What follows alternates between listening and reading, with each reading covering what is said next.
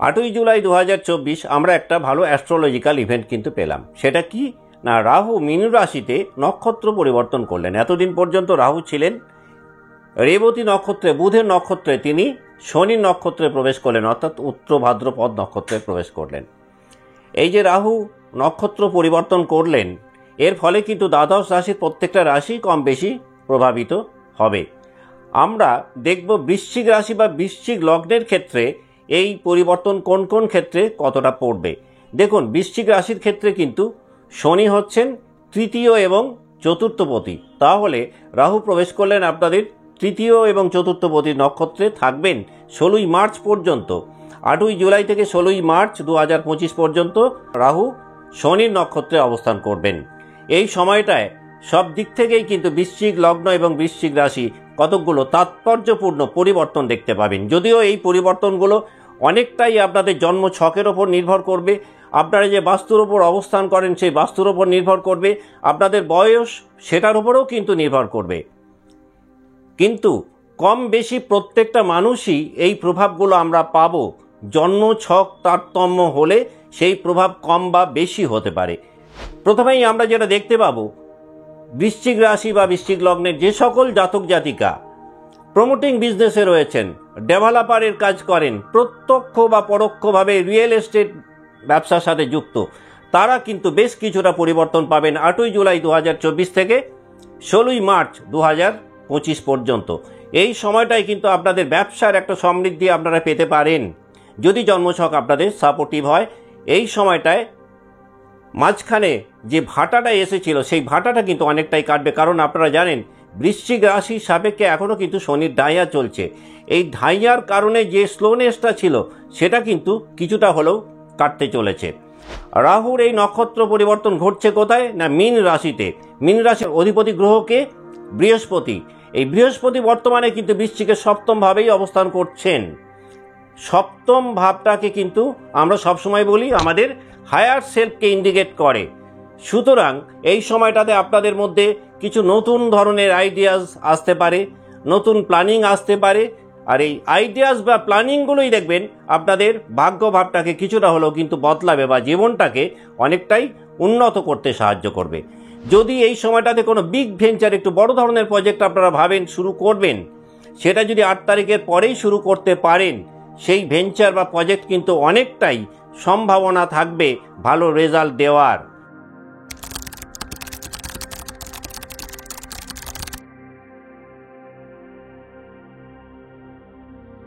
নমস্কার, আমি সুভাষ রঞ্জন বন্দ্যোপাধ্যায়। দেখুন, 8ই জুলাই 2024 রাহু যে নক্ষত্র পরিবর্তন করলেন, তার ফলে বৃশ্চিক রাশি বা বৃশ্চিক লগ্নের ক্ষেত্রে কতটা প্রভাব পড়তে পারে তার একটা জেনারেল ডিসকাশন নিয়ে আমরা আলোচনা করছি। যেহেতু রাহু শনির নক্ষত্রে প্রবেশ করলেন এবং শনি বৃশ্চিক রাশি বা বৃশ্চিক লগ্নের সাপেক্ষে স্বক্ষেত্রী হয়ে চতুর্থ ঘরেই অবস্থান করছেন, এই সময়টাতে আপনাদের জ্ঞান এবং বুদ্ধির একটা পূর্ণ প্রকাশ আপনারা পেতে পারেন। 8ই জুলাই থেকে 16ই মার্চ 2025 বৃশ্চিক রাশি বা বৃশ্চিক লগ্নের ক্ষেত্রে হেলথ সেক্টরটাতে আমরা যেটা দেখতে পাবো, আপনাদের হার্টের কোনো মাইনর প্রবলেম এই সময় একটুখানি হলেও সাফার করাতে পারে, লিভারের কোনো মাইনর প্রবলেম আপনাদের একটুখানি হলে সাফার করাতে পারে। যদি বার্থ চার্টে রাহুর প্লেসমেন্ট খুব ভালো জায়গায় থাকে, লগ্নপতি ভালো ঘরে থাকে, তাহলে কিন্তু এই ধরনের হেলথ প্রবলেমের কম সম্ভাবনা থাকবে। বৃশ্চিক লগ্ন বা বৃশ্চিক রাশির যে সকল জাতক জাতিকে মেডিসিনের ব্যবসার সাথে যুক্ত বা লাইফ সেভিং ড্রাগ নিয়ে যারা কাজ কারবার করেন, যারা ইলেকট্রিক্যাল বা ইলেকট্রনিক্স ব্যবসার সাথে যুক্ত, যারা কর্পোরেট ফান্ডিং করেন, যারা যে কোনো ধরনের আয়ুর্বেদের সাথে যুক্ত, তারা কিন্তু এই সময়টা একটা উল্লেখযোগ্য সাফল্য পেতে পারেন। যেহেতু রাহু আপনাদের পঞ্চম ভাবে শনির নক্ষত্রে প্রবেশ করলেন, সেই কারণে তিনি আপনাদের একাদশ ঘরে কিন্তু দৃষ্টি দিচ্ছেন, তাই এই আর্থিক জায়গাটা অনেকটাই উন্নত হতে পারে, কারণ আপনারা জানেন একাদশ ঘর হলো হাউস অফ অ্যাচিভমেন্ট। বৃশ্চিক রাশি বা বৃশ্চিক লগ্নের ক্ষেত্রে যে কাজকর্মগুলো বন্ধ হয়ে গেছিল বা মাঝপথে থেমে গেছিল, কিছু দূর এগিয়েই কাজটা বন্ধ ছিল, তারা কিন্তু দেখতে পাবেন রাহু শনির নক্ষত্রে প্রবেশ করলে ওই বন্ধ হয়ে যাওয়া কাজগুলো কিন্তু চালু হওয়ার দিকে এগোতে পারে।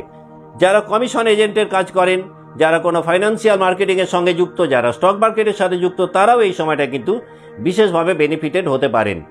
বৃশ্চিক রাশি বা বৃশ্চিক লগ্নে যে সকল জাতক জাতিকারা পড়াশোনার মধ্যে রয়েছেন, এই সময়টাতে আপনারা কিছুটা প্রবলেম ফেস করতে পারেন, সেটা কনসেন্ট্রেশনকে নিয়ে, অর্থাৎ পড়ার প্রতি মনোযোগের জায়গাটা একটুখানি হলেও এই সময় ঘাটতি হতে পারে। এই সময়টাতে যদি লং টার্ম ইনভেস্টমেন্টে যান তাহলে সেটা কিন্তু একটা বিগার ইম্প্যাক্ট আনতে পারে। শর্ট টার্ম ইনভেস্টমেন্ট অতটা ভালো ফল নাও দিতে পারে, কারণ আপনারা জানেন যে রাহু বা শনি এরা কিন্তু যে কোনো জিনিসেরই খুব লার্জার সাইডটাকে ইন্ডিকেট করে। অতএব ভেঞ্চারটা যত বড় হবে, ইনভেস্টটা যত বড় হবে, সেখানে দেখবেন সাফল্যের জায়গাটাও দেখবেন অনেকটাই বাড়বে। আপনাদের পার্সোনাল ফ্রন্ট এবং প্রফেশনাল ফ্রন্ট এই দুটোর মধ্যে একটা ব্যালেন্স মেনটেন করা কিন্তু ভীষণ দরকার পড়বে 8ই জুলাই 2024 থেকে 16ই মার্চ 2025 পর্যন্ত। রাহু শনির নক্ষত্রে সঞ্চারের পর আপনাদের পার্থিব প্রাপ্তির জায়গাটা কিন্তু দেখবেন অনেকটাই বৃদ্ধি পাবে, এবং সেটাও ঘটবে খুব সাডেনলি। 8ই জুলাই থেকে 16ই মার্চ 2025 এই সময়টাতে স্থাবর এবং অস্থাবর দুটো দিক থেকেই কিছু না কিছু আপনারা প্রাপ্ত হবেন। যদি জন্মছকে সেই প্রাপ্তির জায়গাটা অনেক বেশিভাবে থাকে বা বিশেষ কিছু শুভ যোগ থাকে, তাহলে সেই প্রাপ্তির জায়গাটা অনেকটাই বাড়বে। দেখুন, রাহু এবং শনি এরা সবসময়ই যেহেতু বিগার ব্যাপারগুলোকে ইম্প্যাক্ট করে, সুতরাং রাহু এবং শনি যেহেতু বিগার কোনো কিছুকে ইন্ডিকেট করে, কাজেই যাদের ব্যবসার পরিধি বা বৃত্ত যত বড়, তারা কিন্তু রাহুর এই নাক্ষত্রিক সঞ্চারের ফলে ততটাই বেশি সাফল্য পাবেন। বৃশ্চিক রাশি বা বৃশ্চিক লগ্নে যে সকল জাতক জাতিকা খুব বড় ধরনের একটা ফাইন্যান্সিয়াল ডিল স্বাক্ষর করতে চাইছিলেন, এই সময়টাতে যদি এক্সিকিউট করেন, অর্থাৎ 8ই জুলাইয়ের পর যদি এক্সিকিউট করেন, তাহলে কিন্তু সেটা আপনাদের ভালো বেনিফিট দেওয়ার একটা পসিবিলিটিস থাকছে। রাহু শনির নক্ষত্রে প্রবেশ করলে আপনাদের স্পিরিচুয়াল হেলথ অনেকটাই উন্নত হবে, আপনাদের মধ্যে আধ্যাত্মিকতা বাড়বে। এই সময়টাতে এমন কিছু ঘটনা জীবনে ঘটবে যে ঘটনাগুলো একটুখানি হলেও ঈশ্বরের প্রতি বা ভগবানের প্রতি দেখবেন আপনাদের আস্থা বা বিশ্বাসের জায়গাটা বাড়িয়ে দেবে। এই সময়টাতে অতীতের কোনো সম্পর্ক নতুন করে ফেরত আসতে পারে, অর্থাৎ যে সম্পর্ক নষ্ট হয়ে গেছিল বা সম্পর্কের মধ্যে একটা দূরত্ব তৈরি হয়েছিল, রাহু শনির নক্ষত্রে প্রবেশ করলে কিন্তু একটা রিইউনিয়নের পসিবিলিটিস তৈরি হবে। মীন রাশিতে রাহু শনির নক্ষত্রে সঞ্চারের পর বৃশ্চিক রাশি বা বৃশ্চিক লগ্নে জাতক জাতিকাদের জীবনের প্রতি দৃষ্টিভঙ্গির একটা বদল হতে পারে, অর্থাৎ জীবনকে এতদিন পর্যন্ত যেভাবে ভাবছিলেন, এই সময়টাতে দেখবেন কিছুটা হলেও কিন্তু আপনাদের ভিশন চেঞ্জ হতে পারে। এই সময়টাতে পূর্বের তুলনায় অনেক বেশি নস্টালজিক হয়ে পড়তে পারেন। বৃশ্চিক লগ্ন বা বৃশ্চিক রাশি যে সকল জাতক জাতিকা সন্তানদেরকে নিয়ে কিছুটা সমস্যায় ছিলেন, তারা কিছুটা রিলিফ পাবেন রাহু শনি নক্ষত্রে প্রবেশ করলে। আপনাদের সন্তানদের মধ্যে কিছুটা স্থিরতা আসবে বা তারা পূর্বের তুলনায় অনেকটাই শান্ত হয়ে পড়বে। সেই ক্ষেত্রেও একই কথার পুনরাবৃত্তি করব, এই ক্ষেত্রেও কিন্তু সেই সন্তানের বার্থ চার্ট কিন্তু অনেকটাই বলে দেবে সে কতটা শান্ত হবে বা কতটা স্থির হবে। তার কারণ কোনো একটা ঘটনাবলী শুধুমাত্র একজন জাতক বা জাতিকা রাশি বা লগ্নের উপরেই নির্ভর করে না, সেটা তার সামগ্রিক জন্ম ছকের উপরেই নির্ভর করে, এছাড়াও আদার্স অনেকগুলো প্যারামিটারের উপরেই কিন্তু নির্ভর করে।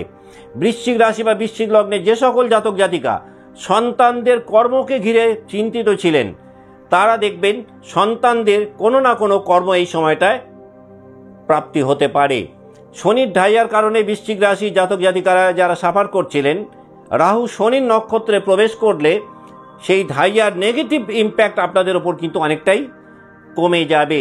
বৃশ্চিক রাশি বা বৃশ্চিক লগ্নের যারা জমি জমা বা কোনো সম্পত্তিকে নিয়ে অথবা গৃহ সংক্রান্ত কোনো ব্যাপারকে নিয়ে একটুখানি হলেও উৎকণ্ঠার মধ্যে ছিলেন, তারা কিন্তু একটুখানি হলেও মানসিকভাবে স্বস্তি পেতে পারেন। গৃহগত ব্যাপারে যে জায়গাগুলো আটকে ছিল, সেই জায়গাগুলো থেকে আপনারা অনেকটাই দেখবেন বেরিয়ে যেতে সক্ষম হবেন রাহু শনির নক্ষত্রে প্রবেশ করলে। বৃশ্চিক রাশি বা বৃশ্চিক লগ্নে যে সকল জাতক জাতিকারা চাকরি জীবনে রয়েছেন, তারা কিছুটা হলেও কিন্তু স্টেবিলিটি পাবেন। জন্ম ছক যদি শুভ হয়, বার্থ চার্টে যদি রাউট প্লেসমেন্ট ভালো হয়, সেই স্টেবিলিটি আরও অনেক বেশি হবে। জন্ম ছক যদি দুর্বল হয়, স্টেবিলিটি হয়তো কম হতে পারে। বৃশ্চিক রাশি বা বৃশ্চিক লগ্নে যারা পড়াশোনা করছেন, অর্থাৎ এখনো পর্যন্ত এডুকেশনের মধ্যে রয়েছেন, তারা রাহু শনি নক্ষত্রে প্রবেশ করলে তাদের মধ্যে কনফিউশন একটু বাড়তে পারে। আদারওয়াইজ এই সময়টা কিন্তু অ্যাজ এ হোল বৃশ্চিক রাশি বা বৃশ্চিক লগ্নের ক্ষেত্রে আপনারা অনেকগুলোই পজিটিভ দিক দেখতে পাবেন বলে আমার পূর্ণ বিশ্বাস, অন্তত প্ল্যানেটরি কম্বিনেশন তাই বলছে।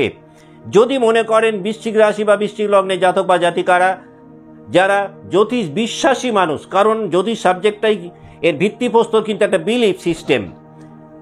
সুতরাং জ্যোতিষ বিশ্বাসী মানুষ যারা, তারা যেটা করতে পারেন এই সময়টাকে একটুখানি প্রমোট করার জন্য, এই সময়টাতে আপনারা যদি প্রত্যেক পূর্ণিমাতে মুন রিচুয়ালস পারফর্ম করতে পারেন তাহলে আপনারা অনেকটা বেনিফিটেড হতে পারেন।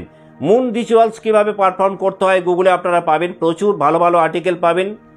এটা যদি করেন, যদি বিশ্বাস ভরে করেন, আমার পূর্ণ বিশ্বাস এই মুন রিচুয়ালস এই সময়টাকে অনেকটাই প্রমোট করতে সাহায্য করবে এবং বৃশ্চিক রাশি বা বৃশ্চিক লগ্নের জাতক বা জাতিকারা যা রয়েছেন তার থেকে অনেকটাই ভালো থাকবেন। আবার পুনরায় বলবো, যদি আপনার বার্থ চার্ট সাপোর্টিভ হয় এবং আদার্স প্যারামিটারগুলো ভালো হয় তাহলে সেই ভালো ফল বা ভালোত্ব বা শুভত্ব আপনাদের অনেকটাই বাড়তে পারে। কিন্তু বার্থ চার্ট যদি নেগেটিভ হয় সেই শুভত্ব হয়তো কিছুটা কম হবে, কিন্তু অশুভ ফল হওয়ার কথা নয়, অন্তত গ্রহগত অবস্থান কিন্তু সেই জায়গায় থাকছে। আজকের মতো অনুষ্ঠান এখানেই শেষ করছি। ভালো থাকবেন, নমস্কার।